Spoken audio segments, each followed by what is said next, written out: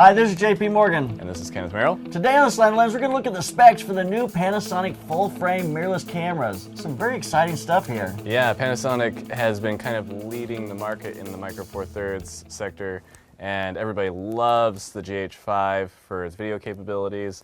Lots of great things about that camera: high bit rates, high frame rates, great color, and so I'm super excited to see how it turns out with these full-frame offerings. I think it's going to be something worth looking at. Can't wait to get our hands on them so we can actually test them. Panasonic has great color. The GH5 has great color. Yeah. You know, the EVA1 has great color.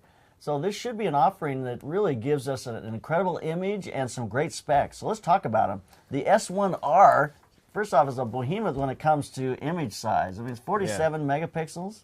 And that's their kind of flagship. The relationship with their cameras is a lot like Sony's, where they have like the flagship high resolution model and then sort of the lower resolution model that's geared towards other things. This one is definitely targeted towards people who need high resolution photos, still photographers. They have a high resolution mode that they're talking about implementing, where they actually use their image shifting that they use in the image stabilization. Sorry, they actually use the sensor shifting that they use in the image stabilization to shift the sensor while you take photos. So in the end, it'll take a photo, shift the sensor by 1 pixel, take another photo, shift it again by 1 pixel, take another photo, et cetera, until you have a composite image that's made of 6 images stitched together. So there's going to be huge megapixel images? It's going to be like a 200 megapixel composite. Yeah, exactly. So you wonder if this is going to be on a tripod, if it does it instantaneously, is it a process so it's going to take several minutes to take an image, or what? Yeah, but it could be really good for landscape and stuff. I don't know. Yeah. I'm excited to see how it turns out. This feels like the A7R III is kind of the hybrid photographer, videographer camera. You know, it's got a lot of great specs for video and a lot of great specs for still imagery. Yeah, this is the first full-frame DSLR style camera, interchangeable lens camera that has 4K at 60 frames per second. 60 frames, yeah, 8-bit 420. The thing we've all been wanting. Yeah. Yeah, only does 8-bit 420 internally. It is 150 megabits per second, so that's nice. And it is just a 1.1 crop, so you're not suffering from a crop the way you do with a lot of these cameras. Yeah. So it has a DFD, contrast-based autofocus? Yeah, DFD is a contrast-based autofocus system. So they're not using the sensor readout for phase detection autofocus like all of their competitors do, which is kind of a letdown. I mean, so I guess in the past with the GH5, that autofocus system has worked well. But you only have 225 autofocus points. So I don't know. It doesn't beat out the competition in the autofocus department for me. It's probably that's something we are going to want to test, because it's always been a challenge. You want autofocus points that are going to cover most of the sensor, for that to be really effective and to track and to be able to do eye tracking and all those kinds of things. Yeah, I don't know where these focus points will be, how much coverage you'll have, how much space in between. So yeah, we'll see. Well, stills 9 frames per second, up to 40 frames. Yeah, that's not bad. That's pretty fast. Image stabilization, which is a good thing. Yeah, their image stabilization has always been really good with the GH5. And if you have IBIS in the body and then their lens stabilization, you can rattle that camera around and it's pretty steady.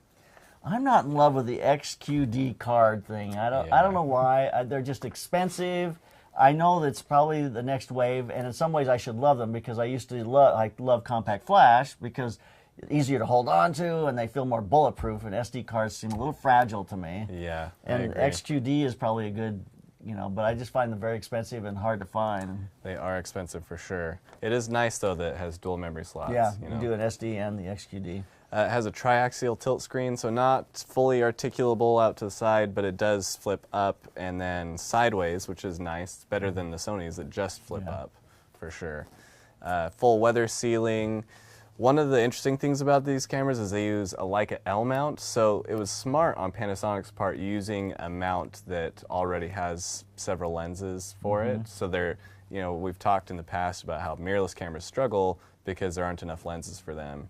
These guys are trying to beat that curve with the L mount, but the problem is they're Leica lenses, so you're going to spend a lot on glass. They're not cheap by any means. But they are introducing a whole line of lenses, the L mount lenses. They got a 51.4, 24-105, f4, 7200 f4, which is interesting, the f4, and that's probably that keeping them small, compressed, and that mirrorless which is where Sony started out as well. And they're supposedly going to announce 10 other new lenses by 2020. So hopefully in the next couple of years, as this system really starts to take its stride, it'll be filled out, more robust. But this is an inexpensive camera, really. Oh yeah, only $3,700. It really is a higher-end camera. Yeah. Most expensive in this class, really. Honestly, if you're a photographer comparing this to the A7R III or the Nikon Z7 or even a DSLR like the Nikon D850, it might be kind of a hard sell. $3,700 is a lot of money.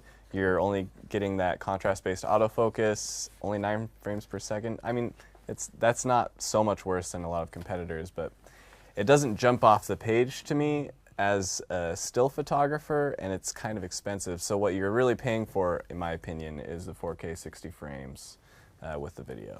So, but it has pretty good battery life, right? Yeah, I've heard it has a larger body and kind of a heavier body than most of its competitors, and part of that is they're using larger batteries that are higher capacity. So hopefully the battery life will kind of beat out some of the competition for them. Because of the specs and because of some of the things it does, I think it would be an interesting comparison with a 1DX. Oh, interesting. Which is a $6,000 camera. Yeah. And which is a hybrid camera for still shooters and for video shooters. So I think in a lot of ways this kind of is more after that market than it is, the A7R III. Yeah, it is definitely pushing higher end stuff. Yeah. All right, well, the little brother, the Lumix S1. I don't know if it's a little brother, but it's more of the video camera, really. Yeah, that's what I'm excited about this one even more because it's more affordable. It's $2,500, not as much of a gap between it and its competitors. The Z6 is $2,000, A7 III is $2,000. It's 24 megapixel camera, just like those guys.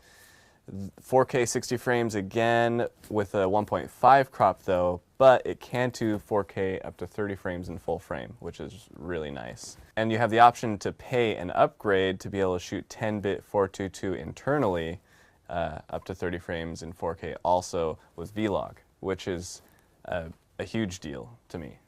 This camera compares with the A7R III better in my mind, except for the megapixel sensor size. Right.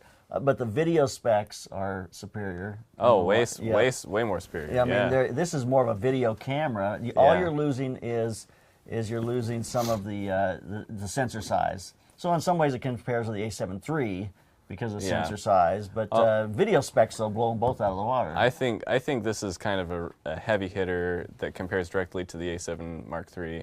But the 10-bit 422 internal is a huge deal. That's huge. Because honestly, the A7 III has S-Log, but I would never shoot S-Log internally just because there's not enough data. But if you can shoot 10-bit 422, and the Vlog is really nice, skin tone's really nice, I think that this will be a much better video camera than the Sony or the Canon or the Nikon. It is honestly, for me, it is kind of tempting to pick this up because I need a newer stills camera. 24 megapixels is plenty for me because I don't shoot a ton of stills. And then I'd have 10-bit 422 4K. I could use this when I don't want to pull out, the huge guns. If I just have a small job or if I want to take it on vacation, shoot some really nice looking log video. Yeah.